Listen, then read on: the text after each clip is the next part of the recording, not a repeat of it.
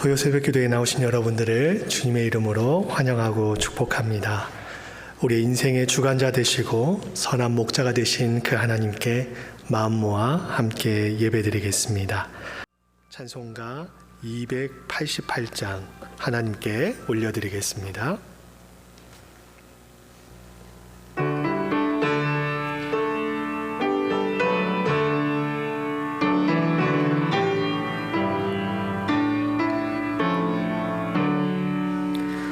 예수를 나의 구주 삼고 성령과 피로써 거듭나니 이 세상에서 내 영혼이 하늘의 영광 누리도다.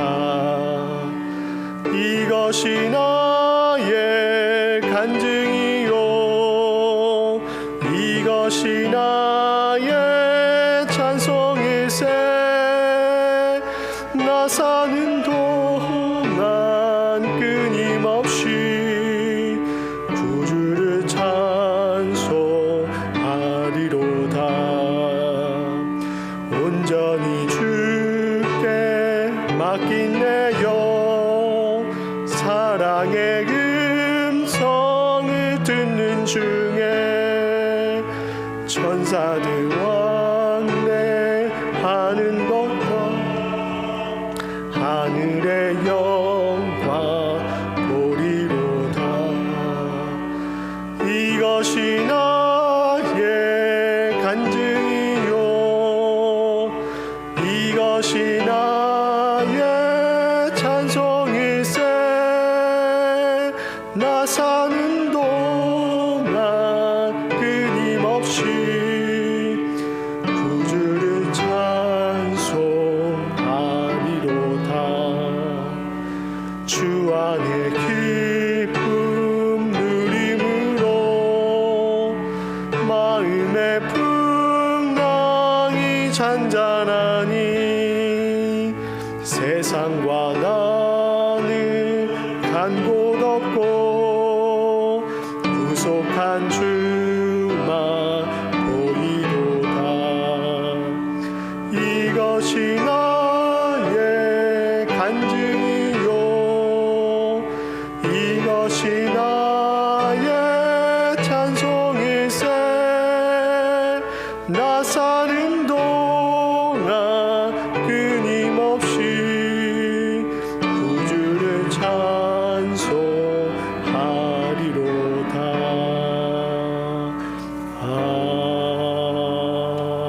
아멘. 기도하시겠습니다.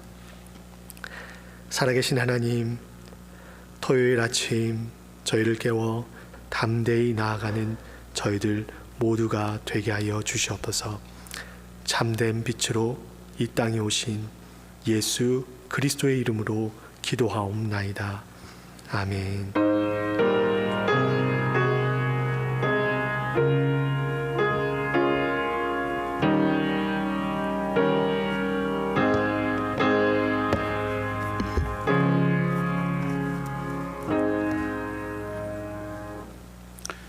하나님의 말씀은 구약 성경 사사기 17장 1절에서 13절까지의 말씀입니다.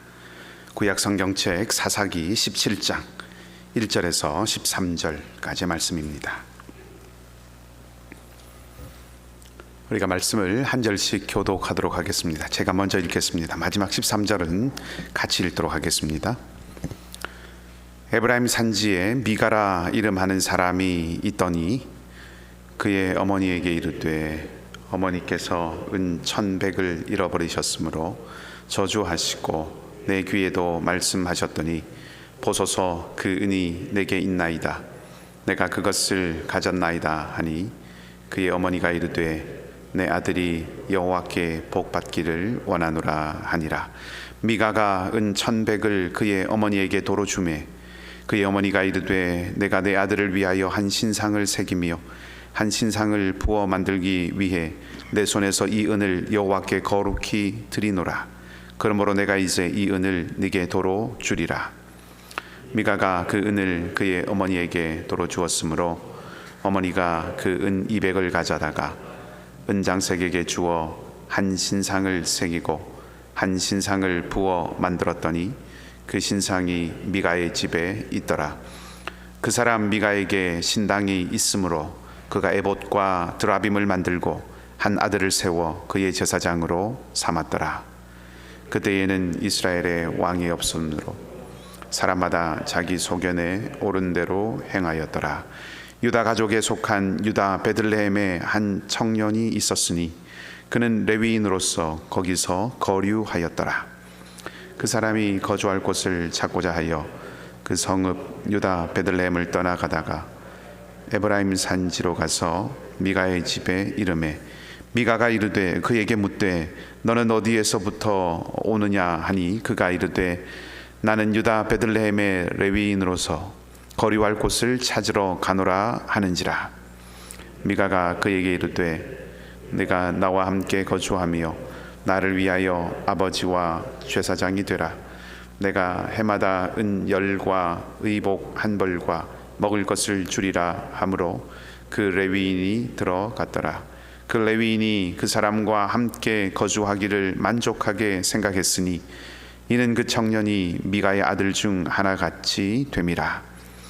미가가 그 레위인을 거룩하게 구별하매 그 청년이 미가의 제사장이 되어 그 집에 있었더라. 함께 읽습니다. 이에 미가가 이르되 레위인이 내 제사장이 되었으니 여호와께서 내게 복 주실 줄을 아노라 하니라. 아멘. 좋으신 우리 주님의 평강이 여러분 모두와 함께 하시기를 빕니다. 에브라임 산지에 미가라고 하는 사람이 살고 있었습니다. 미가라고 하는 이름의 뜻은 누가 여호와와 같으냐 하는 뜻입니다. 하나님과 같은 분은 없다 이렇게 고백하는 무척 신앙적으로 아름다운 이름입니다. 구약 성경을 보면 이 아이의 이름을 어머니가 짓는 경우가 종종 있죠. 그걸 생각해 보면 이 미가의 어머니가 신앙심이 두터운 것처럼 그렇게 보입니다. 하루는 그 미가의 어머니가 은 1,100을 잃어버립니다. 오늘 본문의 말씀의 10절 말씀을 보면 미가가 레위인에게 1년에 은 10을 주겠다 그렇게 말을 하는 장면이 기록되어 있습니다. 그것과 비교해 보면 은 1,100이라고 하는 것은 100배가 넘는 아주 큰 금액입니다. 우리말로는 이 은을 잃어버렸다라고 이렇게 되어 있지만 히브리어로 보면 이 말은 도둑 맞았다라고 하는 그런 의미입니다. 그러니까 은을 잃어버린 그 어머니가 훔쳐간 사람을 향해서 이제 저주를 하는 것이죠. 그리고 그 저주하는 소리를 미가가 그 아들이 듣습니다. 그래서 2절 말씀을 보면 미가는 어머니에게 자기가 그 은을 가져갔다고 자백하고 내놓습니다. 말하자면 제가 훔쳤습니다 라고 이야기를 하는 겁니다. 2절 마지막에 내가 그것을 가졌나이다 라고 하는 말이 바로 그 뜻입니다. 그러니까 신앙심이 짙게 묻어나는 그 이름 미가라고 하는 이름을 가지고 있는 이 사람이 처음 등장하면서 보여주는 모습이 어머니의 은을 훔치는 모습이라고 하는 것이 거의 과히 썩 좋은 모습은 아닙니다. 은을 잃어버렸을 때, 다시 말하면 도둑 맞았다라고 하는 것을 깨달았을 때는 곧바로 이 저주를 퍼붓던 이 어머니가 도둑질을 한 사람이 다른 사람이 아니라 자기 아들이라고 하는 것을 알게 되자 갑자기 축복을 하게 되죠. 공동번역 성경을 보면 그 돈을 훔쳤다는 그 아들의 말을 듣고 어머니가 이렇게 이야기합니다. 그래, 괜찮아. 너는 여호와께 복을 받아라. 그렇게 말을 했다고 번역을 하고 있습니다. 그러니까 미가가 오늘 어머니에게 돈을 돌려드리지만 잘못을 고백하는 모습이 없지요. 그러니까 다만 어머니의 저주가 두려워서 돈을 도로 내놓을 뿐입니다. 그런가 하면 어머니도 나무라거나 또 이 아들의 잘못을 바로잡는 그런 모습 없이 곧바로 저주를 하다가 곧바로 축복을 무조건 축복을 합니다. 괜찮다. 너는 복받아라. 그렇게 곧바로 축복을 합니다. 그러니까 이 말씀을 보면 하나님께 복을 받으려고 하는 그런 종교적인 언어는 나타나고 있지만 그런 종교적인 언어에 합당한 삶은 찾아보기 어렵다 하는 것을 우리가 알 수 있습니다. 이야기가 이어집니다. 돈을 찾게 된 미가의 어머니가 아들이 축복을 받도록 그렇게 말한 후에 그 은을 이제 하나님께 드리겠다고 말합니다. 그러니까 잃어버렸던 은을 여호와를 위해서 쓰겠다라고 이렇게 하니까 한편으로 생각하기에 참 칭찬받을 만한 그런 일입니다. 근데 3절 말씀을 가만히 읽어보면 사실은 이 미가의 어머니의 이 말과 행동이 우리를 당황하게 합니다. 여호와를 위해서 쓰겠다고 하고서는 이 아들을 위해서 신상을 만들라고 하죠. 그러니까 신상은 우상입니다. 그러니까 신앙의 이름으로 여호와께 이 돈을 돌려드리겠다라고 하고는 그 신앙의 이름으로 우상을 만드는 것입니다. 그리고 어머니의 말을 들은 미가가 가서 은으로 신상을 만들게 됩니다. 그리고는 한술 더 떠서 미가가 제사장이 입는 겉옷이 되는 에봇을 만들고 그리고 점칠 때 사용하는 드라빔을 만들고 급기야는 이제 자기의 아들 가운데 하나를 세워서 제사장으로 삼게 됩니다. 사실 이런 일은 이스라엘 사람들이 해서는 안 되는 일이죠. 사사로이 에봇을 만들거나 또 신상을 만드는 것도 아주 큰 문제이고 제사장을 세우는 것도 큰 잘못입니다. 열왕기상 13장에 보면 여로보암이 누구든지 자원하는 사람을 제사장으로 세우는 일을 하게 됩니다. 그런데 이 일이 하나님 앞에서 죄가 되고 여로보암의 집은 그 일로 말미암아서 멸망하게 되었다라고 그렇게 기록을 하고 있습니다. 그러니까 사사로이 제사장을 세울 수 없다 하는 것이죠. 미가의 어머니가 여호와를 위하여라고 그렇게 말은 하지만 실제로는 하나님이 금하시는 우상을 새겨 만드는 일을 하고 또 이 미가도 어머니가 자신을 축복하자 그 복을 받기 위해서 오히려 하나님께서 큰 죄로 여기시는 그런 일들을 지금 저지르고 있다 하는 것입니다. 미가도 또 미가의 어머니도 이 집안 자체가 아주 종교적이지만 그러나 실상 하나님을 섬기는 모습과는 아주 거리가 멀다 하는 것을 우리가 볼 수 있습니다. 또 하나의 이야기가 등장을 하죠. 베들레헴에 살던 레위인 한 청년이 거주할 곳을 찾아서 다닙니다. 길을 떠납니다. 그러다가 이 에브라임 산지에 있는 미가의 집에 이르게 됩니다. 미가가 아까 자기의 아들 가운데 하나를 제사장으로 세웠다고 했는데 아무래도 자기 아들은 이 레위인이 아니기 때문에 정통성이 없다라고 하는 것을 아마 이 미가가 생각을 했던 것 같습니다. 그래서 늘 마음 한구석에 무엇인가 좀 부족하다, 불편하다라고 하는 그런 생각을 하고 있던 차에 이 레위인 청년을 만나게 되자 이 레위인을 이제 제사장으로 고용을 하게 됩니다. 근데 여기서 한 가지 주목해 보아야 할 것이 있습니다. 10절 말씀을 보면 미가가 이 레위인에게 나를 위하여 아버지와 제사장이 되라 그렇게 이야기합니다. 아버지라고 하는 호칭은 존경을 표하는 말입니다. 그러니까 제사를 집행하고 하나님의 말씀을 받아서 소위 이제 신탁을 받아서 조언을 해주는 그런 제사장의 권위를 표현해주는 말이 이 아버지라고 하는 말입니다. 마치 우리가 이 사사기 안에서 보면 앞부분에 우리가 드보라의 이야기를 읽었는데 드보라를 향해서 이스라엘의 어머니다라고 그렇게 불렀고 또 열왕기에 가게 되면 엘리야나 엘리사와 같은 그런 예언자 그런 선지자들을 향해서 아버지라고 불렀던 그것과 같은 이치라고 볼 수 있습니다. 하지만 이 미가가 이 레위인에게 나의 아버지가 나를 위해서 아버지가 되어달라 그렇게 말을 했지만 사실 정말로 그런 영적인 권위를 인정한 것은 아닙니다.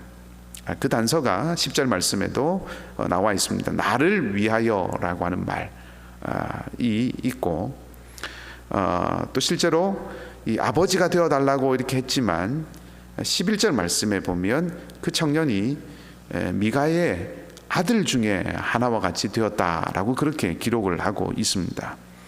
그러니까 하나님의 말씀을 엄중하게 전하고 하나님의 권위를 세워야 하는 그 레위인, 그 제사장이 미가를 위한 제사장이 되고 미가의 아버지와 같은 역할, 권위를 가지고 가르치고 조언하고 또 잘못된 것을 바르게 해나가는 그런 역할을 하는 것이 아니라 미가의 기쁨과 만족을 위해서 일하는 사람, 마치 아들처럼 아버지의 기쁨을 위해서 그렇게 봉양하는 그런 아들처럼 일하는 사람이 되어버렸다라고 하는 것을 말해 줍니다.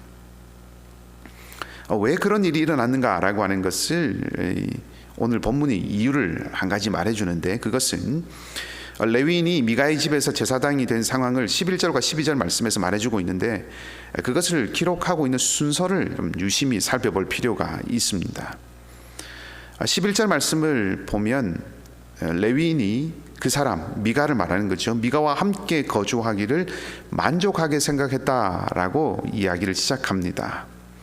아마 만족하게 된 이유는 10절에 나와 있는 내용 때문일 겁니다. 이 제사장이 미가로부터 해마다 은 10과 옷 한 벌과 그리고 먹을 것을 공급받죠. 오늘날로 하면 연봉을 받는 겁니다. 그것 때문에 이 레위인이 미가와 함께하는 것을 만족하게 생각을 했다는 겁니다. 레위인, 하나님의 일을 맡아서 하는 이 레위인은 특정한 한 개인에게 속해서 사사로운 직무를 맡들고 또 행해서는 안 되는 사람입니다. 그래서 앞서서 여로보암이 사사로이 제사장을 세운 것이 하나님 앞에 죄가 된 것이죠. 이 레위 사람들은 오직 하나님께만 소속되어서 하나님만 섬겨야 하는 사람들이었습니다. 그런데 이 레위인은 그렇지 않죠. 미가가 제시한 이 조건, 은 10과 옷 한 벌과 먹을 것을 주겠다라고 하는 이 조건에 자신을 팔았습니다. 12절 말씀에 보면 레위인이 이 청년을 미가가 이 레위인을 거룩하게 구별했다라고 그렇게 쓰고 있는데, 이것은 임명했다라고 하는 것입니다. 그러니까 자기가 스스로 사사로이 제사장을 임명하고 또 이 레위인은 사사로운 개인의 제사장이 되는 이 어이없는 일을 이 미가도 레위인도 서로 합의해서 이렇게 이루고 있다 하는 거죠. 참 안타까운 모습을 보여줍니다. 미가가 사사로이 집에 신당을 만들고 또 은을 부어서 신상을 만들고 에봇을 만들고 제사장을 세우는 그런 모습도 참 안타깝지만, 레위인도 하나님의 명령이나 규례보다는 편하고 만족스러운 것을 더 중요하게, 더 소중하게 여기고 있다라고 하는 것을 오늘 본문에서 부인할 수 없습니다. 하나님께 속한 구별된 사람으로 살아가야 하지만 오히려 철저하게 이 사적인 유익을 추구하면서 하나님의 말씀을 가볍게 여기고 있는 이 레위인, 그리고 사사로이 자기의 종교의 세계를 구축하고 있는 이 미가의 모습, 이 모습은 당시의 이스라엘 사람들, 보통의 사람들이나 혹은 하나님께 소위 헌신되었다고 하는 사람들이나 모든 이스라엘 사람들이 영적으로 어떤 상황 속에 있었는가라고 하는 것을 우리에게 아주 단적으로 보여주고 있습니다. 이런 상황을 사사기 기자가 무엇이라고 표현하냐면 6절 말씀에 보면 자기 소견에 옳은 대로 행하였다라고 그렇게 표현합니다. 나아가서 미가는 이제 13절 마지막 말씀을 보면 이렇게 이야기하죠. 이에 미가가 이르되 레위인이 내 제사장이 되었으니 이제 여호와께서 내게 복 주실 줄을 아노라 하니라. 자, 이제 미가는 만족을 합니다. 정통성이 없는 아들을 제사장으로 삼아서 무엇인가 한 2% 조금 부족했었는데 드디어 이 레위인을 제사장으로 고용하고 모든 조건을 다 갖추었습니다. 제사장이 입을 옷도 있고 또 신당도 있고 신상도 있고 모든 조건을 다 갖추었으니까 이제 복 받을 일만 남았다라고 이야기하는 거죠. 그러니까 하나님께서 제사장도 있고 또 신당도 있으니까 복을 주실 수밖에 없다, 이렇게 이 미가가 생각하고 있는 것입니다. 하지만 이것은 큰 착각입니다. 신상을 만들고 신당을 두고 제사장을 세워서 겉으로 보기에는 그럴듯하게, 형식적으로는 그럴듯하지만 겉모양만 그럴듯하게 만드는 것은 진정한 신앙과는 거리가 멀기 때문입니다. 하나님의 이름을 말하지만 하나님을 진정으로 예배하는 모습은 아니기 때문이죠. 오늘 미가나 레위인 모두 참된 하나님 신앙에서는 멀어져 있는 모습을 보여줍니다. 때로 복음의 정수는 뒤로 미쳐두고 그저 겉모양에만 만족하려고 하는, 또 그렇게 만족하곤 하는 우리의 마음에, 우리의 모습에 경종을 울리는 그런 장면입니다. 이 미가라고 하는 사람은 신당을 짓고 신상을 만들고 제사장을 자기 아들처럼 만들어서 소위 하나님을 소유하려고 했습니다. 하지만 하나님은 우리가 소유하고 조정할 대상이 아니라 우리가 받들어 섬겨야 할 분입니다. 레위인은 자기 이익을 위해서 하나님의 말씀, 자기에게 주어진 하나님의 그 말씀을 전혀 개의치 않습니다. 하지만 하나님의 말씀은 생명보다 엄중한 것이죠. 기억해야 합니다. 나를 위한 제사장을 세우고 나를 위한 신당을 세우는 행위는 우상 숭배입니다. 특정한 사람을 위한 제사장이 되는 것은 하나님을 조롱하는 일입니다. 신앙은 내면과 삶이 따라야 하는 것입니다. 형식이 중요하지 않는 것은 아니지만 형식만 남는다면 그것은 마치 매미 껍데기와 같은 것입니다. 아무런 생명력이 거기에는 없습니다. 바꿔 말하면 내 만족을 위한 신앙, 아니 내 만족만을 위한 신앙은 결코 우리를 건강하게 만들지 못합니다. 미가와 이 레위 사람의 행동이 과연 미가가 이야기한 것처럼 이제 여호와께서 내게 복을 주실 줄 아노라 라고 말했는데 정말 이것이 복이 되고 복을 불러왔는지 혹은 그렇지 않은지 이것은 내일 우리가 함께 말씀을 나눌 때 다시 살펴볼 수 있을 것입니다. 하나님의 복과 은혜는 우리의 몸이 움직이고 우리의 손이 움직이고 우리의 발이 움직이고 있는 바로 그곳에서 우리를 기다리고 있습니다. 그렇게 하나님 나라에 대해서 많이 이야기하는데 하나님 나라가 어디 있느냐고 사람들이 예수님께 물었던 적이 있죠. 그때 예수님께서 무엇이라고 대답을 하셨습니까? 하나님의 나라는 여기 있다 저기 있다 할 것이 아니요 오직 너희 가운데 있다라고 말씀을 하셨습니다. 하나님 나라는 주님 안에서 우리가 서로 사랑하고 하나님 나라는 주님 때문에 우리가 서로 섬기고 하나님 나라는 주님 때문에 우리가 서로 용서하고 하나님 나라는 주님처럼 우리가 서로 격려하고 하나님 나라는 우리가 서로 울어주고 하나님 나라는 우리가 서로 기도해주고 하나님 나라는 우리가 서로 참아주고 하나님 나라는 우리가 서로 믿어주고 하나님 나라는 우리가 서로 지켜주는 서로가 서로를 지켜주는 그곳에서 만날 수 있는 나라라는 말입니다. 우리의 예배가 우리의 기도가 우리의 찬양이 살아있는 것들이 되기를 원합니다. 형식과 껍데기만 있는 예배와 기도와 헌신이 되지 않기를 원합니다. 형식이 신앙이라고 생각하고 그것이 전부라고 생각하지 않기를 원합니다. 이 사사기의 암울한 이야기가 우리를 깨우는 자극이 될 뿐만 아니라 우리는 이 사사기를 넘어서 룻기의 아름다운 이야기, 회복하고 살아나는 이야기가 우리의 삶을 통해서 이어가는 은혜가 있기를 바랍니다.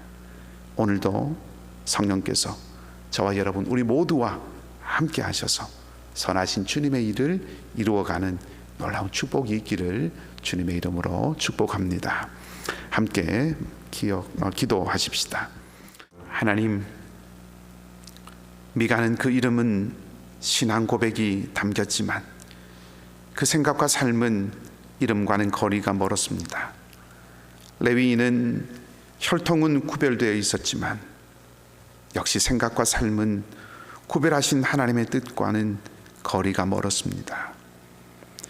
그리스도인이요 하나님의 백성이라는 이름은 가졌지만 경건의 모양 외에는 아무것도 갖지 못한 우리가 될까 두렵사오니 주님 우리에게서 긍휼과 자비를 거두지 말아 주시옵소서.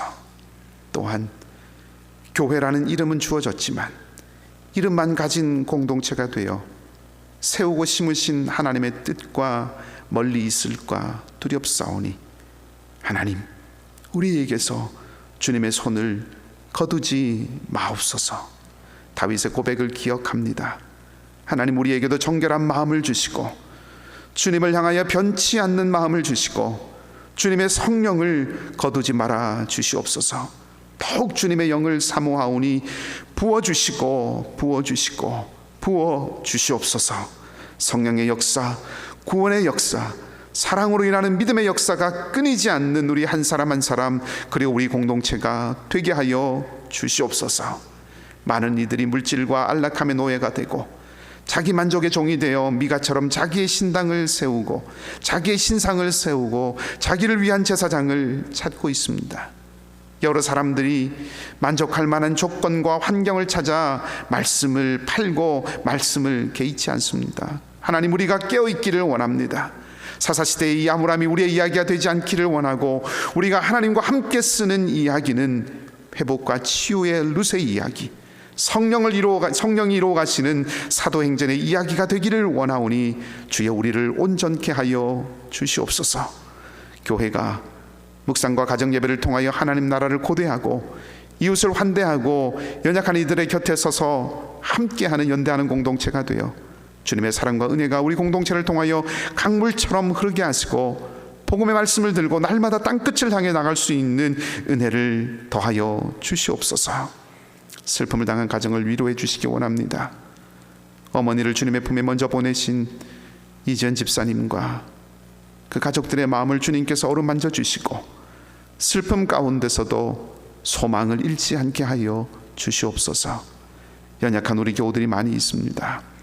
연약한 그 모든 자리들 주님 찾아가 주시옵소서.